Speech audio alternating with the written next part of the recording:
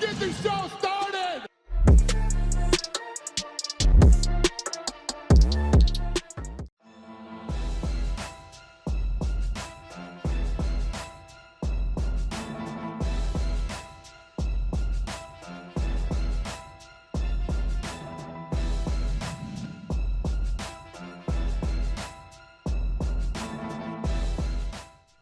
After his win over Tyron Woodley, Jake Paul accused Dana White of being a cocaine user. Shortly after, the UFC president issued a challenge to cocaine test him for the next 10 years if he can randomly steroid test Jake Paul for the next 2. Paul took a couple of days to digest the offer, and late Saturday, he wished Dana a happy new year and countered with a unique ultimatum. Here's what Jake wrote on Twitter. Happy New Year, Dana White. Here is a real challenge for you. I will immediately retire from boxing and fight Jorge Masvidal in the UFC if you agree to 1. Increase minimum fighter pay per fight to $50K. It's $12K now. 2. Guarantee UFC fighters 50% of UFC annual revenues. It's $1 billion in 2021. 3. Provide long-term healthcare to all fighters. You previously said brain damage is part of the gig. Imagine the NFL said that. There are many UFC alums who have publicly said that they are suffering from brain damage. You have 5 days to accept and to implement the above by March 31st, 2022. Once implemented, I will immediately retire from boxing, enter USADA, and agree to a one-fight deal with UFC to fight Weak Chin Jorge. To all UFC fighters, time to take a stand and create value for yourselves and peers. You deserve higher pay, you deserve long-term health care, and above all, you deserve freedom. Support each other. I am not your enemy. I'm your advocate who selfishly wants to KO a few of you to make some big bank. He continued with, how many current and former UFC fighters are actually going to get behind my offer to Dana? Y'all want to see me get my ass kicked in the octagon, right? Y'all can make a difference here. At The Notorious MMA, at Nate Diaz, at Johnny Bones, at Stylebender, at Kamaru Usman, and at Rose Namajunas. Shortly after, Dana White issued a long-winded response after receiving a real challenge from Paul. Here's the video. Jake, you never responded to the challenge. You publicly stated that I use cocaine. I do not. So I told you, you could randomly cocaine test me for the next 10 years. I believe that you're a cheater, and I believe that you use steroids. So I want to randomly steroid test you for the next 2 years. And that thing that you came out with today, nobody on earth thinks that you really wrote that. You're too stupid. And for those of you that don't know, if you've ever watched one of his fights and you see when they do the stare down, the guy that's standing in the middle with the warlock nose and the big warlock wart on his face, apparently that's his manager. And that guy used to be an accountant for me.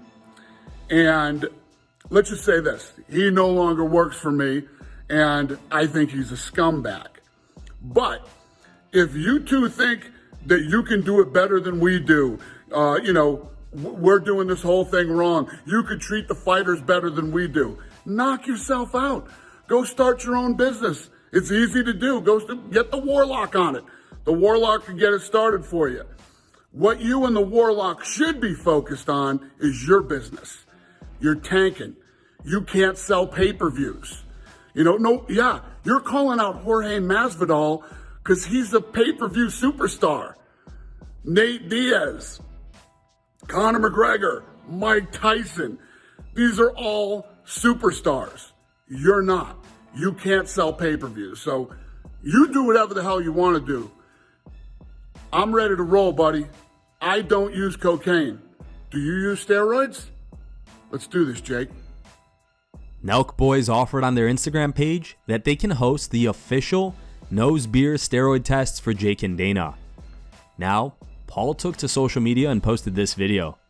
I use cocaine. And you say Masvidal is a pay-per-view superstar. Let's go to his last Instagram post. 5,000 likes or 10,000 likes or some shit. Do you realize that my mom, Pam, gets more likes than your pay-per-view superstars. Men lie, women lie, Dana White lies, numbers don't. You're just a jealous, ugly fuck. You don't know what true happiness is. You're the definition of a unhappy billionaire who thought that money was gonna make their lives better. Feel bad for you. I use cocaine. Long story short, you addressed nothing that I said. I accepted your challenge. I said I would fight MMA. I said that I would retire from boxing, and you avoided all of that shit. Hold on. It shows that you are in a corner. You're a dog in a corner trying to fight to save his whole company, and the embarrassment that I've put you through, everybody sees it. And what you can't accept or love or appreciate is that I'm trying to change the sport forever, and you are one of the most selfish, capitalistic motherfuckers that I've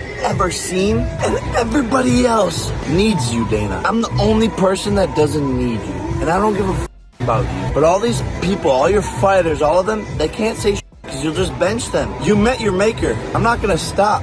Welcome to the show, ladies and gentlemen. I use cocaine. The bottom line, Dana, is that you won't add health care for your fighters because you don't give a fuck them. And you're too much of a greedy to pay your minimum fighter more than $12,000 for risking their lives, which is what a janitor makes. You need to pay them $50,000, Dana. Stop avoiding my points.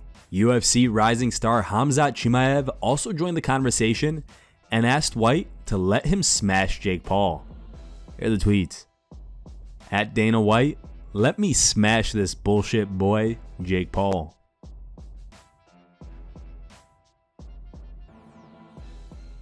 KHAMZAT also posted a photo of him and Logan Paul and wrote, "Don't joke with me, you know what I mean."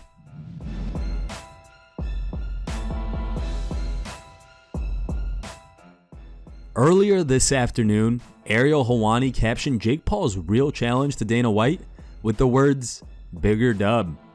This comment clearly didn't sit well with Dillon Danis, who replied with, "Ariel, you're a bitch." Shortly after, Helwani ruthlessly trolled Danis with a barrage of tweets.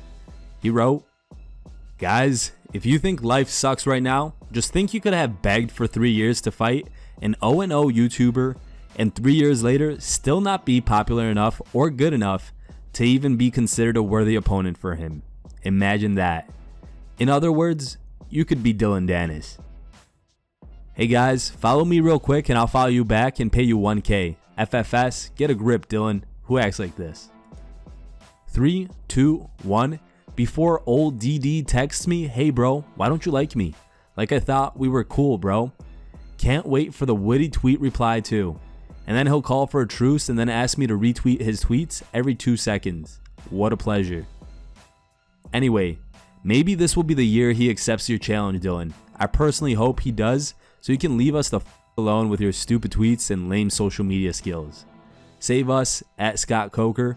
The begging is unbecoming. Please, for the love of God, save us.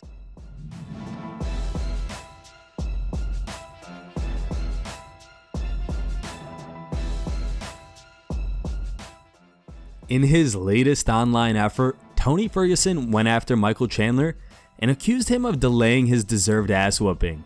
He wrote, "There's my bitch, Mike Chandler MMA, the brass Dana White, UFC, relayed your message saying you would be ready for me April/June.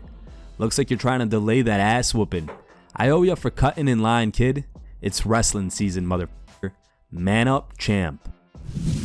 Chandler quickly fired back with the following words of warning. "Oh Tony, there's only a handful of guys in this game I truly respect. You're one of them. Only because of your tenure, not your stature, or your current presence in the division. I'll beat you from bell to bell. Pray for a merciful referee. We shall see if this fight happens." Ah, Mikey, that DWP is wearing off. I see ew. CSO, only need one bell to tech fall ya. Boop. Don't leave it to the judges. Tough shit. Here are the top 3 memes you guys posted on MMAmemes.com. In third place is a meme posted by user Dana White. Second place goes to MMA Guy. And the number 1 voted meme was posted by a user named Chuck Norris. If you want your meme to be included in our next video, go to MMAmemes.com and create your own meme. The top 3 memes will be placed at the end of our video. Thank you guys for watching. If you liked the video, please leave a like and subscribe to our channel to keep up with the latest MMA news.